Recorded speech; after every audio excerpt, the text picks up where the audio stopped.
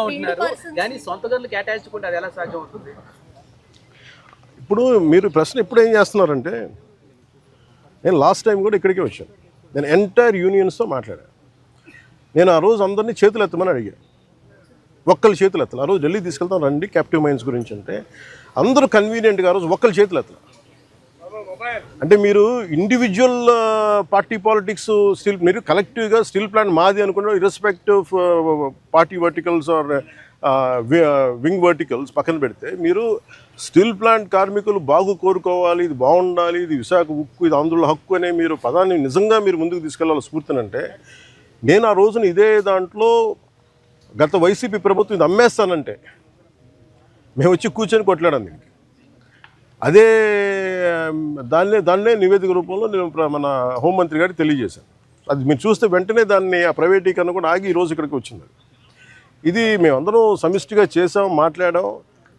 కాకపోతే ఏమవుతుందంటే దీన్ని క్యాప్టివ్ మైన్స్ అంటే మరి ఇంతకాలం ప్రాబ్లం ఏమవుతుందంటే సార్, మీరు మాట్లాడుతున్నప్పుడు నన్ను అడగగలరు. అంటే మీరు సమస్యలు మోసేవాడి మీద మీరు ఒక పంచింగ్ బ్యాగ్ లాగా అంటే మీరు అంటున్నాను కానీ జనరల్ నేను జస్ట్ ఒక పర్సెప్షన్ చెప్తా ఉన్నా. ఎవరైతే బాధ్యతలు తీసుకుంటారో వాళ్ళ మీద ఎక్కువ ప్రశ్నలు వస్తాయి తప్ప అడగాల్సింది ఎవరు? ఒక 5 సంవత్సరాల నుంచి వాళ్ళు ఉన్నారు. దానికి ముందు కాంగ్రెస్ ప్రభుత్వం ఉంది, ఆల్మోస్ట్ క్లోజ్ టు 10 years. ఇది అప్పటి నుంచి చేయాల్సింది. ఇవన్నీ వారసత్వపు ఇష్యూస్గా వచ్చినాయి, లెగసీ ఇష్యూస్గా వచ్చేసినాయి. నాకేముంది, నేను ఏ సమస్యల నుంచి మేము పారిపోవడానికి లేము. ఉన్నది వాస్తవాలు చెప్పి అర్థం చేసుకొని దానికి ఒక పరిష్కార మార్గం ఎతకడానికే మేము సంపూర్ణ సర్వప్రయత్నాలు చేస్తాం. మీరేదో అడుగుతాను మేడం.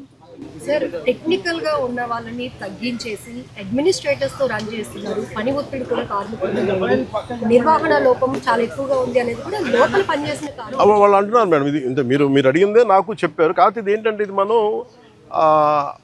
నేను దీనికి సంబంధించి అనుభవం ఉన్న వ్యక్తిని కాదు నేను. కాకపోతే నేను ఏం చేయగలను, ఇప్పుడు మీరు అన్నది ఎంతవరకు అనేది నేను పబ్లిక్ తీసుకెళ్ళగలను. లేదంటే రేపు పొద్దున్న విచారణ ఈ కమిటీ ఏదైతే వస్తుందో వాళ్ళకి మేము చెప్పగలం. సో నేను అందుకని అంటాను, వన్స్ వీళ్ళందరూ ఆ కమిటీ తీసుకున్న తర్వాత నేను ఒకసారి కార్మికులతో ఇంటరాక్ట్ అయ్యాను అనుకోండి. ఇప్పుడు ఏమైపోతుంది, ఇప్పుడు మాట్లాడాలంటే అందరూ ఒకేసారి మీద పడిపోతే కాదు. చాలా ప్రశాంతంగా కూర్చొని చాలా నిబద్ధతతో చేయాల్సిన మీటింగ్. సో అది నిజంగా మీరు చెప్పింది కూడా పరిగణలో తీసుకొని వాటితో మాట్లాడతాం. చాలా వరకు దేశంలో చాలా స్టీల్ ప్లాంట్ ఉన్నాయి. ఎక్కడ లేనంతగా ఇక్కడ ఈ ప్రాంతంలో స్టీల్ ప్లాంట్లో ప్రమాదాలు జరుగుతున్నాయని కార్మిక నేతలు చెప్తున్నారు. కార్మికులు కూడా ఆందోళన. దీన్ని ఎలా చూడొస్తారు మీరు? నేను స్టీల్ ప్లాంట్ కార్మికులు మీరు సంఘాలు ఉన్నాయి కదండి, సంఘాలు ఉన్నప్పుడు మీరు కూర్చోబెట్టి వీళ్ళు ఒక్కొక్క ప్రభుత్వం వచ్చినప్పుడు ఒకలా బిహేవ్ చేస్తాయి సంఘాలు.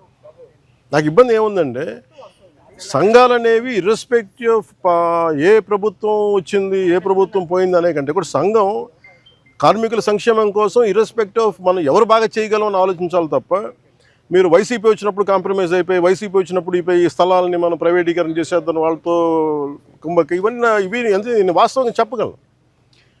ఆ రోజు నేను కూర్చున్నప్పుడు ఎందుకు ఇంత బలంగా మాట్లాడగలంటే, ఆ రోజు నేనే నోరు తెరిచి అడిగితే ఒక్కరు చెయ్యి చూపులు. సో అందుకని మొదటి రక్షణ కవచం ఎవరు? సంఘాలు ఈ పొలిటికలైజేషన్లోనో లేదంటే మన పార్టీ రాజకీయాల్లో పడిపోయి నిజంగా కార్మికుల సంక్షేమం ఎంతవరకు ముందుకు తీసుకెళ్లారు అనేది కూడా నాకు వాళ్ళతో కూర్చొని నేను మాట్లాడతాను సార్. నేను I don't try to shy away or shun away from this.